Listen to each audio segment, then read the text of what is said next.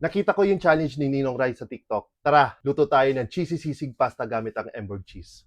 Mascara, salt, black pepper, laurel, water.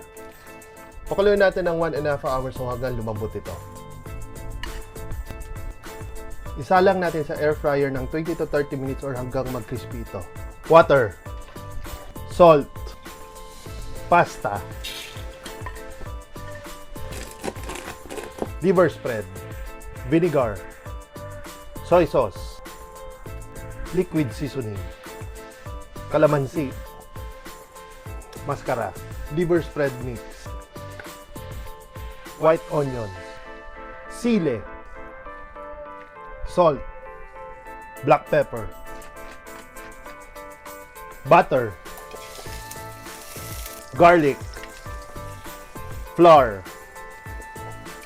Emborg cream cheese. Ang Emborg cheese ay galing sa Europa na gawa sa 100% natural ingredients. Cream of mushrooms, pasta water, salt, black pepper, pasta,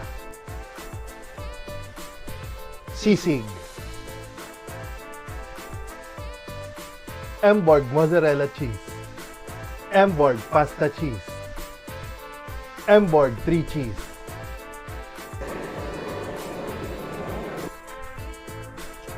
Cheesy sisig pasta. Tara, kaon kita.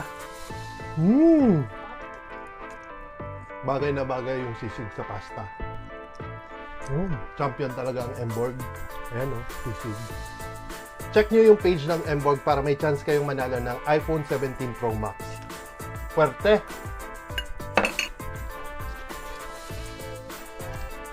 Salam!